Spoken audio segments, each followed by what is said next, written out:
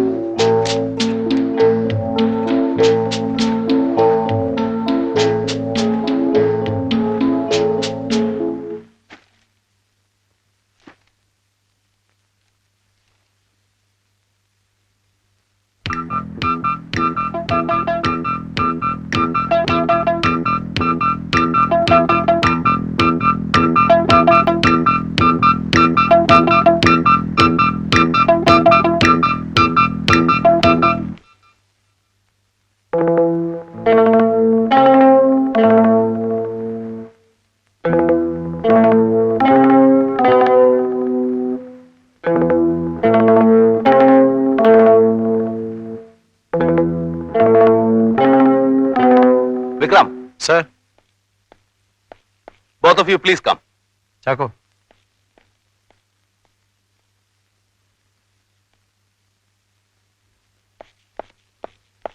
Sir. Vikram, നമുക്ക് അർജന്റായിട്ട് ആ hotel വരെ ഒന്ന് പോകണം. സർ. ചാക്കോ സർ, എനിക്ക് ഇതേ മെറ്റീരിയലിലുള്ള ഒരു സാരി വേണം. Same length and width. Okay? ശരി sir. Then come on, quick.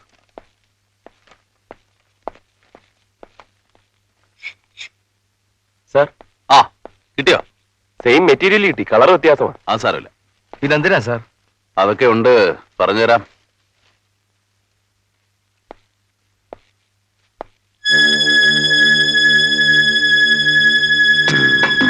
Vikram, bring that photograph.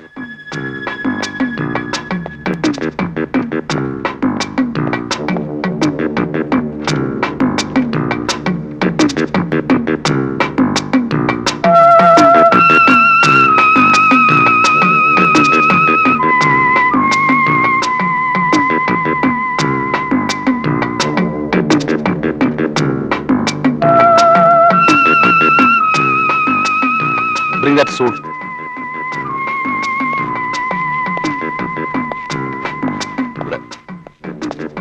Vikram. Sir.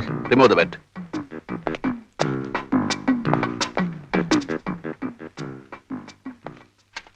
Good. ഇതേ കയറി നിന്നിട്ട് ആ ഹൂക്കിലൊന്ന് എത്തിപ്പിടിക്കാൻ ശ്രമിച്ചേ. ധൈര്യമായിട്ട് കയറിക്കോ. ട്രൈ.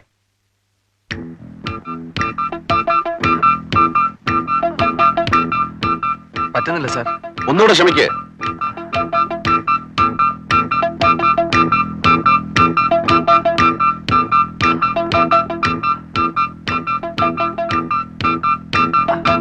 സാധിക്കുന്നില്ല സാർ.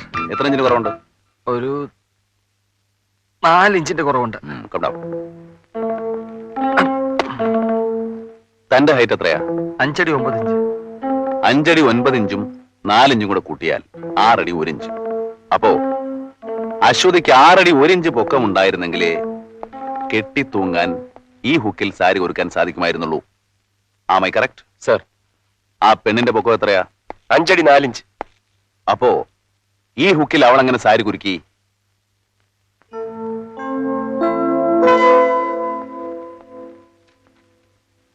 ഈ ഫോട്ടോയിൽ കാണുന്നത് ഈ സ്റ്റൂളിൽ കയറി നിന്ന് കെട്ടി തൂങ്ങിയതായിട്ടാണ്. Take the other sari.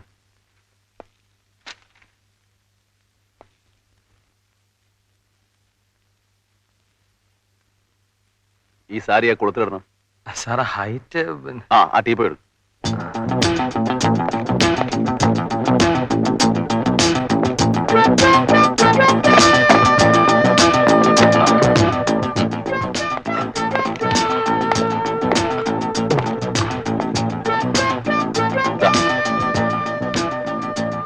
ആ ഹൂക്ക് കെട്ടുക. നല്ലവണ്ണം മുറുക്കണം. ആ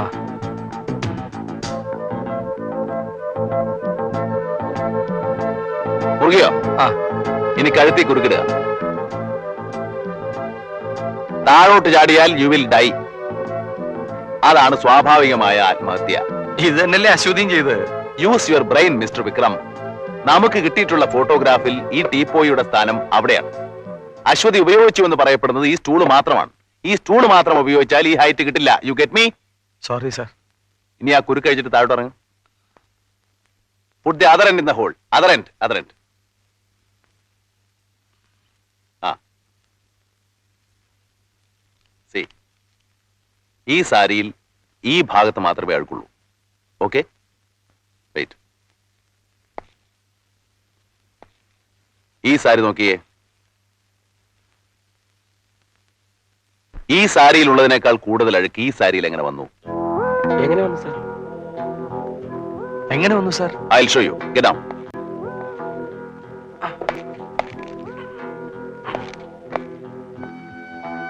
കഴുത്തി കിട്ടോ? ശരി സാർ. വേണ്ട, lift your hands. It's only demonstration.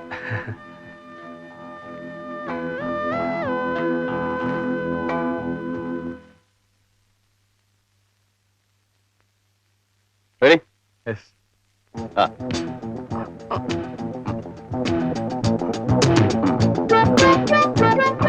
രണ്ടുപേര് വലിച്ചാലേ പൊങ്ങുള്ളൂ. ആ. കണ്ടോ?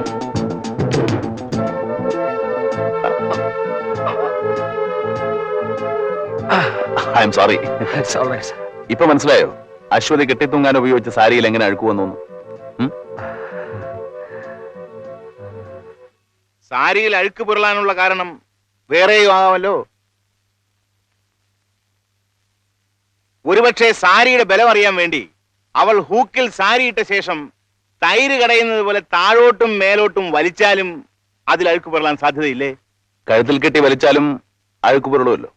നിങ്ങൾക്കിത് കൊലപാതകമാക്കിയേ തീരൂ എന്ന് നിർബന്ധമുണ്ടെങ്കിൽ അതിരിക്കട്ടെ, പൊക്ക വ്യത്യാസത്തെ കുറിച്ച് എന്ത് പറയുന്നു? അങ്ങനെ സംഭവിച്ചിരിക്കാൻ സാധ്യതയുള്ള കാരണത്തെക്കുറിച്ച് നിങ്ങളോട് ആദ്യമേ പറഞ്ഞല്ലോ. തൂങ്ങിച്ചാവാൻ തുനിഞ്ഞ ഒരു പെണ്ണിന് സ്റ്റൂളും ടീപ്പോയും ഒക്കെ മാറ്റിയിട്ട് ചാവാനുള്ള മനസാന്നിധ്യം ഉണ്ടാവൂ? മനഃശാസ്ത്രമൊന്നും എനിക്കറിയില്ല. പ്രേതം പോസ്റ്റ്മോർട്ടം ചെയ്ത ഡോക്ടർ ഇവിടെ ഇരിപ്പുണ്ട്. ഇദ്ദേഹം തന്ന സർട്ടിഫിക്കറ്റിന്റെ അടിസ്ഥാനത്തിലാണ് ആത്മഹത്യയാണെന്നുള്ള നിഗമനത്തിൽ ഞങ്ങൾ എത്തിച്ചേർന്നത്. സെൻസേഷണൽ കേസാക്കാൻ സാധ്യതയുണ്ടെന്ന് പറഞ്ഞ് DMAയുടെ നിർദ്ദേശപ്രകാരം ഞാനടക്കം 4 ഡോക്ടേഴ്സാണ് പോസ്റ്റ്മോർട്ടം അറ്റൻഡ് ചെയ്തത്. ആത്മഹത്യയാണെന്നുള്ള നിഗമനത്തിൽ എത്തിച്ചേരാനുള്ള ലക്ഷണങ്ങളാണ് ഞങ്ങൾ പോസ്റ്റ്മോർട്ടത്തിൽ കണ്ടത്. തന്നെയുമല്ല, നാക്ക് പുറത്തേക്ക് തള്ളി കടിച്ചു പിടിച്ചിരുന്നു. സലൈവ വായുടെ കോണിൽ കൂടി ഒഴുകി താഴോട്ടൊലിച്ചിരുന്നു. ചുണ്ടുകൾക്കും നഖങ്ങൾക്കും നീല നിറം ഉണ്ടായിരുന്നു. സാരി ചുറ്റിയതിന്റെ നേർത്തപാട് കഴുത്തിലും ഉണ്ടായിരുന്നു. മരിച്ചതിന് ശേഷം കെട്ടിത്തൂക്കിയതാണെങ്കിൽ മേൽപ്പറഞ്ഞ ലക്ഷണങ്ങളൊന്നും ഉണ്ടാവില്ലല്ലോ. ഇതിനൊക്കെ പുറമെ തൂങ്ങിപ്പിടയ്ക്കുമ്പോൾ ആരായാലും മലമൂത്ര വിസർജനം നടത്തും. അവർ കെട്ടിത്തൂങ്ങിന്റെ നേരെ താഴെ കാർപ്പറ്റിൽ യൂറിൻ സ്റ്റെയിൻസ് ഉണ്ടായിരുന്നു. ആത്മഹത്യ അല്ലാതെ ഇങ്ങനെയൊക്കെ സംഭവിക്കാൻ വേറൊരു മാർഗമില്ലേ? അല്ലെങ്കിൽ ജീവനോടെ കെട്ടിത്തൂക്കണം.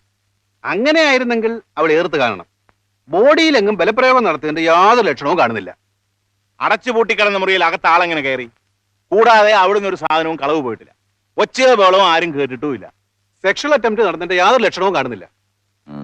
വേറെ ഒരു മാർഗവുമില്ലേ? ആത്മഹത്യയാണെന്ന് തോന്നുകയും എന്നാൽ ഒരു മാർഗവുമില്ല. It is A clear case of suicide. മാർഗം ഉണ്ടെങ്കിലോ? U prove it man. ഞാൻ ചലഞ്ച് ചെയ്യുന്നു. ഏത് എക്സ്പെർട്ടിനെ കൊണ്ട് വേണമെങ്കിലും നിങ്ങൾ റീ എക്സാമിൻ ചെയ്യിക്കാം. ഇതൊരു ആത്മഹത്യയല്ല തെളിഞ്ഞാൽ ഞാൻ ഈ ഡോക്ടർ ഉദ്യോഗം രാജിവെച്ച് വേറെ വല്ല പണി നോക്കാം. വർഷം 10-15 കഴിഞ്ഞു മിസ്റ്റർ. ഞാൻ ഈ തൊഴിൽ തുടങ്ങിയിട്ട്. ഇതുവരെ 500 പോസ്റ്റ്മോർട്ടം നടത്തിയിട്ടുണ്ട്. ഇനി പുതിയതായി എന്തെങ്കിലും പഠിപ്പിക്കാനാണോ ഭാവം? അതോ CBI ഒഴിച്ച് ലോകത്തുള്ള മറ്റെല്ലാവരും കോഴ വാങ്ങുന്നവരെന്നാണോ വിചാരം? Sorry, you are mistaken. ഞാൻ തുടക്കത്തിലേ പറഞ്ഞു തർക്കിക്കാൻ വന്നതല്ലെന്ന്.